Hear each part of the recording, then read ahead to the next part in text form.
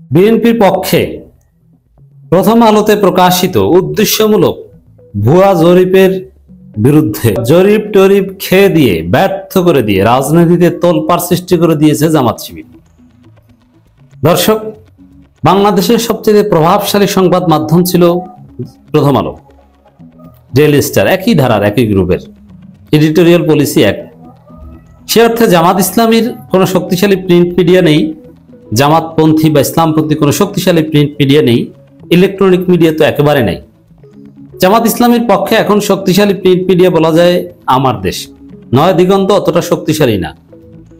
আর জামাতের যে নিজস্ব প্রকাশনা সংগ্রাম এবং সোনার বাংলা, এরা মূলধারার প্রভাবশালী পত্রিকায় পরিণত হবে এটা আশা করাটাও অবাস্তব, কারণ ওটা দলীয় মুখপাত্র কখনো প্রভাবশালী পত্রিকা হতে পারে না।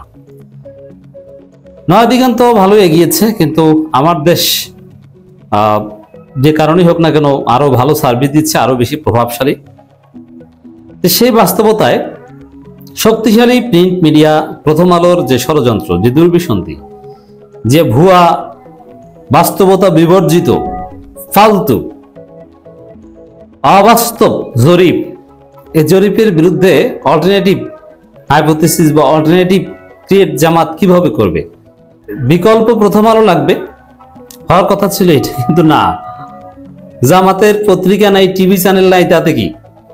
প্রথম আলোর মতো হেভিওয়েট পত্রিকা মুহূর্তের মধ্যে খেয়ে দিতে পারে জামাত শিবির জনতা। জনসমর্থন থাকলে কোন পত্রিকা, কোন আন্তর্জাতিক শক্তি কেউ আপনাকে কিচ্ছু করতে পারে না, তার প্রমাণ এটা। জনসমর্থন না থাকলে সারা পৃথিবী আপনার পক্ষে থাকলেও আপনাকে টিকিয়ে রাখতে পারে না। প্রথম প্রমাণ হচ্ছে হাসিনার পক্ষে জনগণ ছিল না বলে ভারত, চীন, রাশিয়া, আমেরিকা সবাই, আমেরিকা কিন্তু হাসিনার বিরুদ্ধে ছিল না, চুপচাপ ছিল জুলাই আগস্ট বিপ্লবের সময়। সেনাবাহিনী, পুলিশ, র্যাব, ডিজিএফআই, এনএসআই, অমুক তমুক, কেউ সবাই মিলেও হাসিনাকে রক্ষা করতে পারেনি, কারণ জনগণ তার বিরুদ্ধে চলে গিয়েছিল এবং জনগণ মাঠে নেমে গিয়েছিল। এখন জনগণ জামাতের পক্ষে, জনগণ সিদ্ধান্ত নিয়েছে তারা এবার জামাতকে ভোট দিয়ে ক্ষমতায় আনবে। সেই জায়গায় ওইসব প্রথম আলো ওটা জামাত শিবির জনতা মুহূর্তের মধ্যে খেয়ে দিতে পারে, সেটাই ঘটেছে। প্রথম আলো এরকম বেকায়দায় অতীতে কখনো পড়েনি, এবার বিএনপির পক্ষে ফালতু জরিপ দিয়ে যে বেকায়দায় পড়েছে। অবশ্য মজার বিষয়, বেকায়দা পড়ার একটা বড় কারণ বা জামাত শিবির জনতা খুব সহজে প্রথম আলোর এই জরিপকে খেয়ে দিতে পেরেছে মুহূর্তের মধ্যেই, কারণ ডাকসুতে এর আগে রাম ধরা খেয়েছিল প্রথম আলো। ডাকসুর ঘটনার কারণে জনগণ প্রথম আলোকে খুব সহজে অবিশ্বাস করছে, এটা তো ফালতু জরিপ। এবং সেই ডাকসুর ভুয়া জরিপ মুহূর্তের মধ্যেই জামাত শিবির জনতা ভাইরাল করে দিয়েছে, যে ডাকসুতে প্রথম আলো কাকে জিতিয়েছিল। একবার জিতায় উমামা ফাতেমাকে, আর একবার জিতায় সে বাক্সাসের আব্দুল কাদেরকে। আব্দুল কাদের 18% ভোট পেলে সাদিক কায়েম নাকি 9% ভোট পাবে, আর আবিদুল ইসলাম 46%। দেখেন প্রথম আলো যে কতটা ফালতু, কতটা থার্ড ক্লাস, কতটা ইতর। বসুন্ধরার টিস্যু পেপারের চাইতেও যে ফালতু, টিস্যু যেরকম প্রস্রাব করে ব্যবহার করে বা নাকে ব্যবহার করে ফেলে দেন, এর চাইতে গুরুত্বহীন থার্ড ক্লাস পত্রিকা প্রথম আলো। ডাকসুতে আবিদকে দিয়েছিল 46% ভোট, 46% শিক্ষার্থী নাকি আবিদকে চায়, আর সাদিক কায়েমকে 9% চায়। কিন্তু ফলাফল কি হয়েছে? উল্টার চাইতে উল্টা, 360 ডিগ্রি উল্টা। চিন্তা করেন, সাদিক কায়েম 9, আবিদ 46। আর বাস্তবে কি? বাস্তবে সাদিক কায়েম 80 আর আবিদ ডাব্বা, আন্ডা। আর প্রথম আলো কি করেছিল?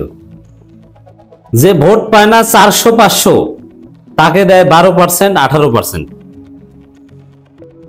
এই প্রথম আলোর জরিপ মানুষ বিশ্বাস করবে পাগল না হলে? জামাত শিবির জনতা এটা সামনে এনে জনগণকে বুঝিয়েছে যে এটা ফালতু। এই জরিপ কেউ বিশ্বাস করছে না, এখন মজা না? প্রথম আলোকে জামাত শিবির কিভাবে খেয়ে দিল দেখছেন। আবার আমি একটা সিক্রেটস দেখাই এই জরিপের নামে বাটপাড়ি। এটা হচ্ছে জরিপের নামে বাটপাড়ি। আগেই বলেছি যে 13 কোটি ভোটারের বাংলাদেশে 1342 জন নিয়ে জরিপ করে, তাও আবার প্রথম আলোর দালাল 1342 জন। জামাতকে যা দিয়েছে ওইটাই জামাতের জন্য অনেক। মানে বিষয়টা হচ্ছে এরকম, এটা একটা উদাহরণ দিলে বুঝবেন। যেমন দুধ দোয়ানোর প্রতিযোগিতা, কোন দেশের গরুতে কি পরিমাণ গাভীতে দুধ হয়। অস্ট্রেলিয়ান গরুতে 40 কেজি, নিউজিল্যান্ডের গরুতে 35 কেজি, ইংল্যান্ডের গরুতে 25 কেজি। কোন দেশের গাভীতে কি পরিমাণ দুধ হয়? আর বাংলাদেশের গরুতে 2 কেজি। এখন প্রথম আলোর জরিপে জামাত হচ্ছে বাংলাদেশের গরু, এরা 2 কেজি দুধ পেয়েছে। তো প্রথম আলো 2 কেজি দিয়েছে, এতেই আপনি ধরে নিতে পারেন জামাত ফার্স্ট। কিভাবে? জামাতকে 2 কেজি দিয়েছে ষাঁড় গরু থেকে বের করে, আর বাকিরা সবাই গাভী থেকে। ষাঁড় গরুতে তো দুধ হওয়ারই কথা না, সেখানে 2 কেজি হয়েছে। তো প্রথম আলোর জরিপে তো জামাত ভোট পাওয়ারই কথা না, তারপরও জামাত যা পেয়েছে। স্যাম্পলিং এ যাদেরকে প্রশ্ন করেছে ওরা তো সব প্রথম আলোর দালাল। তারা যে জামাতকে 25.9% বলেছে, ওইটাই তো অনেক। ওটা তো ষাঁড় গরু থেকে বের হয়েছে, বুঝতে পারছেন? তা প্রথম আলোর জরিপে জামাত ভোট পেয়েছে, তাও আবার 26% প্রায়। যদিও ভোট না, যে ক্ষমতায় কারা আসবে এটার পারসেপশন, এটা অনেক মজার বিষয়। এখানে যদি প্রশ্ন করা হতো ভোট দিবেন কাকে, তাহলে হিসাব আর এক রকমের হতো। এখানে প্রথম আলোর বাটপাড়িটা দেখান, এগুলো সব ধরা পড়েছে। জনগণ হাহারি এক দিয়ে প্রতিবাদ করেছে। একটা হিসাব দেখলাম যে প্রথম আলো বলেছে যে, প্রথম আলোতে প্রকাশিত, জরিপটা অন্য একটা সংস্থার মাধ্যমে প্রথম আলো করিয়েছে, কিন্তু জরিপটা ওভারঅল প্রথম আলো। তো প্রথম আলো এইভাবে মারা খাবে কোন জরিপ করতে, যে এটা আগে ঘটেনি। ডাকসু তো ভোটের আগে কিন্তু ঘটেনি, ভোটের পরে প্রথম আলো ধরা খেয়েছে, সেটা আলাদা হিসাব। কিন্তু এবার জরিপ প্রকাশের সাথে সাথে প্রথম আলো মারা খেয়েছে।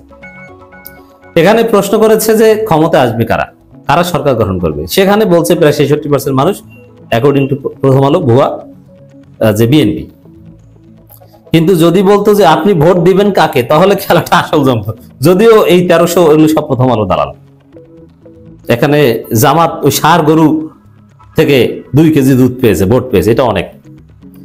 এখানে দেখেন বিএনপি ক্ষমতায় যাক এটা চায় প্রায় 66%, আর তারেক রহমান প্রধানমন্ত্রী হিসেবে পছন্দ করে 36.9%, আর খালেদা জিয়াকে প্রধানমন্ত্রী হিসেবে দেখতে চায় 20.8%। তাহলে মোট 57.7%। খালেদা জিয়া এবং তারেক রহমানকে প্রধানমন্ত্রী দেখতে চায়।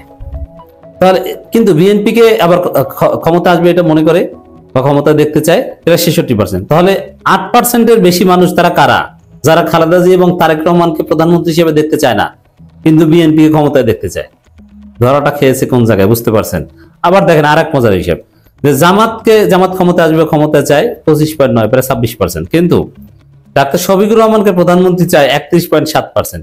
তাহলে বাকি 6% কারা, যারা জামাতকে চায় কিন্তু জামাতকে চায় না, কিন্তু ডাক্তার শফিকুর রহমানকে প্রধানমন্ত্রী হিসেবে চায়। এটা পাগলও বিশ্বাস করবে, কি উদ্ভট। আবার এর আগের দিন যেটা প্রকাশ করেছে ডক্টর ইউনূসের, যে 70% মানুষ নাকি প্রায় সন্তুষ্ট, কিন্তু ডক্টর ইউনূসকে প্রধানমন্ত্রী হিসেবে দেখতে চায় 0.7% মানুষ। কিছু মিলে? প্রথম আলো একটা কঠিন ধরা খেয়েছে। আবার দেখেন আওয়ামী লীগ নির্বাচনে থাকবে না, তারপরও আওয়ামী লীগকে কেন ওরা এখানে যোগ করেছে? আওয়ামী লীগ তো প্রশ্নমালায় থাকার কথা না, কারণ আওয়ামী লীগ তো নিষিদ্ধ। প্রথম আলোর বাটপাড়িটা এইখানেই। প্রথম আলোকে এবার জামাত শিবির জনতা হাতে হারিকেন দিয়ে দিয়েছে। আমার আলোচনায় আপনারা আশা করি বুঝতে পেরেছেন।